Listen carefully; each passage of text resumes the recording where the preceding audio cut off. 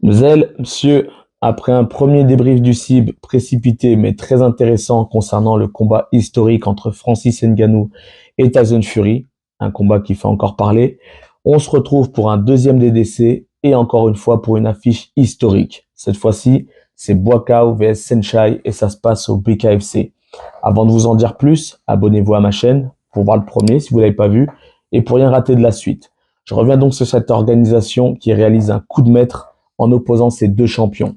BKFC, qu'est-ce que c'est? Bare Knuckle Fighting Championship, des oppositions à main nue dans tous les styles. Pieds-points, boxe anglaise uniquement. Je vais vous en dire plus sur cette organisation toute récente puisqu'elle a organisé son premier événement en 2018. Aujourd'hui, elle prépare donc encore un gros événement dans quelques jours vu que ce sera le 4 novembre à Pattaya. Une grosse carte avec 8 combats, dont un combat d'un Français dont je peux pas vous en dire plus car je le connais pas. Mais on va se concentrer sur le combat principal et surtout sur ses deux acteurs principaux, Buakaw et Saenchai. Lors de mon sondage sur Instagram, vous avez été très nombreux à me demander mon avis sur le combat et sur l'affiche et un débrief avant et après combat. Pour ceux qui suivent, vous savez que cette affiche, elle a d'abord fait surface en mars 2023 et encore avant, on avait parlé de cette opposition. On avait fait une croix dessus parce que les deux combattants ne sont pas du tout dans la même catégorie. Et puis au fil du temps, on sait qu'un boxeur, avec l'âge, ça prend du poids. C'est devenu possible. Là, il semblerait que l'organisation ait vraiment tout fait et tout mis en œuvre pour que ce combat ait lieu. Pour comprendre pourquoi cette affiche est folle, il faut vraiment faire un focus sur chacun des deux opposants.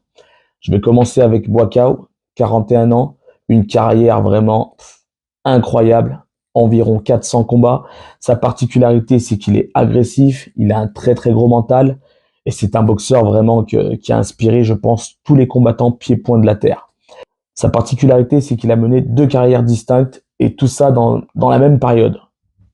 D'un côté, champion de Muay Thai en Thaïlande, donc champion du Stadium Dom Noi, pour ceux qui connaissent, un stadium très réputé, si ce n'est l'un des plus réputés en Thaïlande, et en parallèle, une carrière de kickboxer vraiment irréprochable.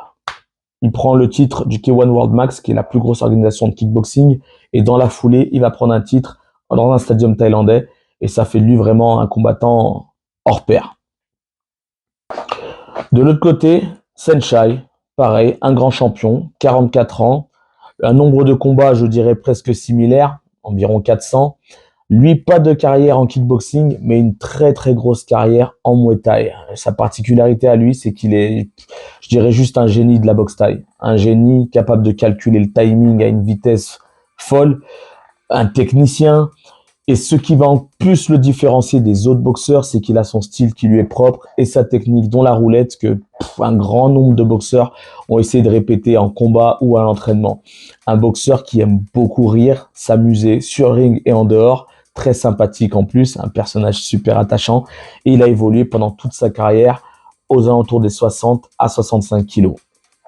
Son autre particularité, c'est qu'il a la plus grosse longévité pour un Akmoué. Il faut savoir que les carrières s'arrêtent aux alentours des 30 ans. Lui, il a non seulement réussi à être pendant 15 ans au top de son sport, mais il faut savoir qu'il était encore dans le top 5 des combattants thaïlandais à l'âge de 34 ans. L'autre particularité de ce combat, c'est que ces deux icônes, ces deux grands champions, mais vraiment des champions historiques, sont encore en activité aujourd'hui. Ils ont décidé de se rencontrer au BKFC. On va donc féliciter l'organisation BKFC pour réussir à mettre cette affiche en place. Maintenant, il va falloir que je vous donne mon avis sur ce combat et sur cette affiche. La première chose qui va désoler un petit peu tout le monde, c'est que le combat va se faire donc dans les règles du BKFC. BKFC, pour ce combat, ça va être 5 rounds de 2 minutes et non un 5 rounds de 3 comme on pourrait le voir en Muay Thai. On a deux combattants qui pratiquent le Muay Thai de très haut niveau depuis l'âge de 8 ans. Donc niveau technique, on ne peut pas s'attendre à autre chose que du Muay Thai. On aurait voulu les voir en Muay Thai. Quitte à faire ce combat, autant le faire. Ils ont trouvé ce qu'on appelle un catchweight. Comme ils sont pas de la même catégorie, le combat se fera donc à 68,5 kg. On sait que Saenchai a évolué pendant très longtemps en dessous. Buakaw a évolué pendant très longtemps au-dessus.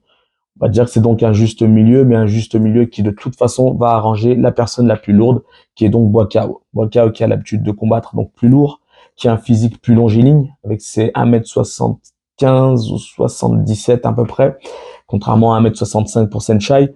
Donc on va dire que l'avantage est là-dessus. L'autre chose qui va nous désoler, c'est que BKFC, ça veut dire coup de poing sans gants.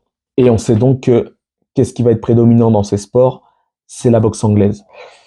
Encore un autre avantage pour Boicao qui aura plus d'allonge sur son adversaire. En plus, on sait que Saenchai a un style qui est beaucoup plus basé sur la technique. Boicao est plus axé sur la puissance et l'agressivité, ce qui lui donne encore un avantage. Pour vous donner mon réel avis à moi, qui est vraiment propre, personnel et que certains vont partager, on est quand même sur deux personnes qui ne sont pas juste des adversaires. On parle de deux personnes qui se connaissent, qui ont presque le même passif, des carrières assez similaires, qui sont en plus de ça amis. Il faut savoir que c'est des amis, ils jouent au foot ensemble, ils partagent des moments de vie ensemble, et même quand vous les voyez en conférence de presse, vous voyez que c'est pas des ennemis, ils se détestent pas. Alors même si on sait que les boxeurs thaïlandais ou même les grands noms sont capables d'être amis en dehors du ring et se faire la guerre sur le ring, moi personnellement, je pense réellement que à leurs âges respectifs et au stade de leur carrière, je les vois très très mal faire une grosse guerre sur le ring, que ce soit en BKFC ou en pur Muay Thai. Je les vois très mal s'arracher la tête.